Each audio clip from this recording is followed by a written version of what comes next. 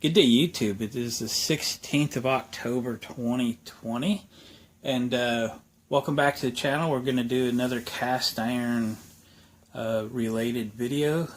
This time, we're going to clean up a Dutch oven that I used yesterday, and I'm just getting around to cleaning it up today. And this is a situation that we'll all run into a time or two. I actually did a video yesterday. We did a pineapple upside down dump cake. The video is posted on my channel hopefully by now. And it turned out excellent. No sooner did I get the cake done and I got a call, and we had to have a little family meeting, and I thought, man, what an excellent opportunity to get rid of the cake, because I like to make them, but yeah, I don't want to eat a whole cake. So I wrapped it up and packed it over, and we had a little family thing, and everybody really loved the cake. It really turned out really good. Please check out that video. But I had to leave my 10-inch deep Dutch oven with the remains of the cake, and as you can imagine, she's a little dried on today. Well, this would be no different if you made a casserole or a meat or stew or something like that, and then at the end of your meal you go, oh, now I got to clean this up. What do I do? What do I do? What do I do? All right? I'm going to remind you, if you ask 100 different people how they deal with cleaning and caring for their cast iron, that you'll get 97 different answers for that. All right? I've restored, bought and sold somewhere between 300 and 400 pieces of cast iron. I am down to probably 40, 50 pieces of the stuff that I won't sell. So I do have a lot of experience with it, but I'm not going to tell you that my way is the only way. Okay? Here's what we're going to do.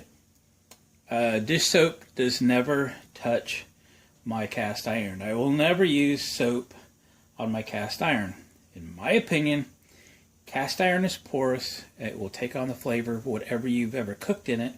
And I call this, and I have another oven just exactly like this. I call these my dessert ovens, which means I won't actually cook a main course type meal in these ovens. These are my dessert ovens. I have plenty, so I can separate them like that. If you don't believe me, do a tuna casserole in an oven, and then the next day, cook a dessert in it. I'll guarantee you'll have a tuna tasting dessert. And that's kind of the charm of cast iron. All right, let's move on. How do I clean them up? Well, we boil them out. Okay, so we're going to put some water in there. We're going to light the fire. And we're going to let this boil. Okay, because we have dried on food on the sides of the oven, we're going to put the lid on it. And we are going to steam the food off of the oven sides. And I have this plastic scraper. I honestly can't remember where these come from. My wife gets them for me. They might even be at the dollar store or something. I probably should get a couple others, because some of them have wandered away. But these are excellent for getting the food off the sides and, you know, the rounded corner on the bottom, all that jazz. Once the food is really soft, and then I wipe them out, you know, with a paper towel, and then I throw a little either canola oil on it, or I'll spray it with Pam, or I'll do something like that. The idea is that, you know, even though it's got a good season in it, I'm out here in my barn kitchen, and I don't use these pieces, some of them, very often, so they have to sit. So they need to be protected from moisture. It's a, you know, 90% of the time it's an unheated space. So, let me get in front of you. Let's get this thing warmed up, and we're going to boil it for 5 or 6 minutes or so, and then I'll bring you back. All right, we got her up to a boil there for 5, 6 minutes, maybe 7. Shut the fire off and see how we did here. Oh man, it still smells good. That was such a good cake. All right, you guys can see it down in there pretty good, right? So it's going to be hot. But let's take our little scraper now and go after what's stuck on the sides, because this is after it's been steaming now for a while. It's just going to fall off like butter, as you can see. Just keep your fingers out of the boiling water. We'll go around the other side, out of view. And it just peels right off.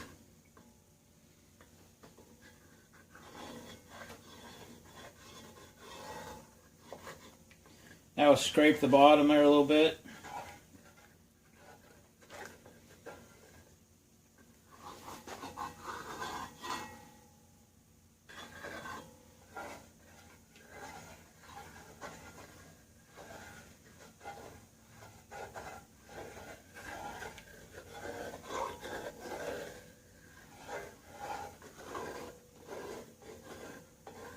Okay. So we probably got it scraped off best we can. I'm going to dump this into my sink. I know I have a big basin sink in my shop kitchen.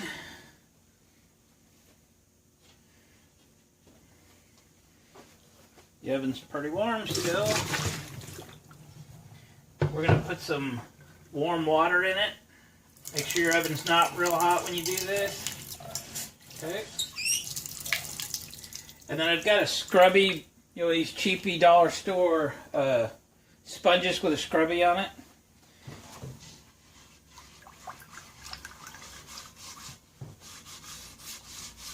And we're just going to scrub it out.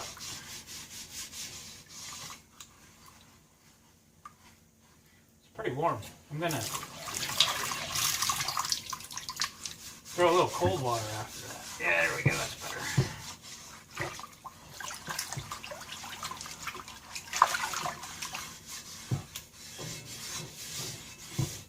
Excellent.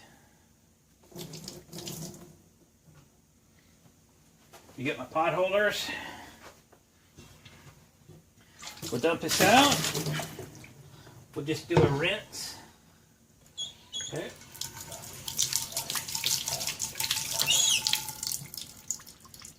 Just a little rinse there.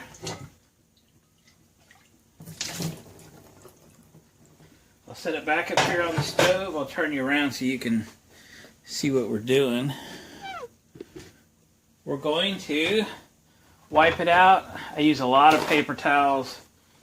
It's just the way it is. I wipe it out with a paper towel.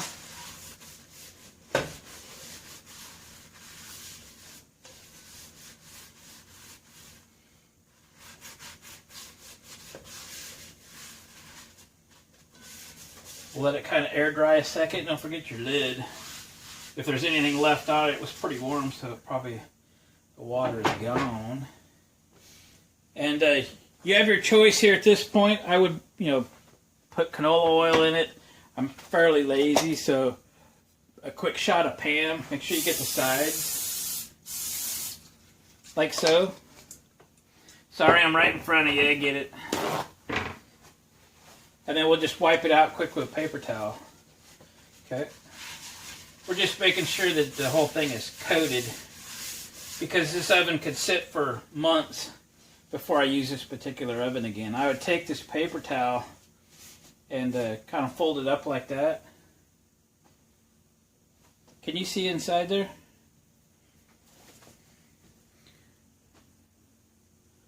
Just a close up. Okay. Again, I would take this paper towel and I would lay it like so. And set my lid back on it. And that just allows a little bit of air to get in there so that thing can breathe a little bit. Alright. So, quick little recap. We made a mess in a Dutch oven, which you typically do when you're making stuff. How'd we do it? Well, how'd we clean it? We put some water in it and we steamed it, right? Stanley steamer, steam your carpet, steam your kitchen. Steam is a very natural way to clean stuff. I will never put dish soap in my cast iron. Do as you want. But that's how I clean it. I threw a little oil on top of it for storage. And we're good. And it'll go back up there on the shelf right there beside its sister. I got another one just like that one, and ready to use next time.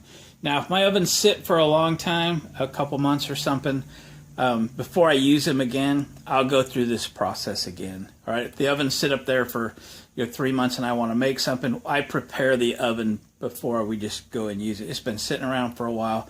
Put some water in it. We'll boil it for 5 or 6 minutes. We'll dump it out, rinse it out. So that'll end this video. Please put in your comment below if you want me to do a video on something you have questions about. I'd be happy to do it. And we'll get her posted up. If you haven't subscribed to the channel, please consider doing that. And we'll catch you on the next video. Give me a thumbs up on the way out the door, though.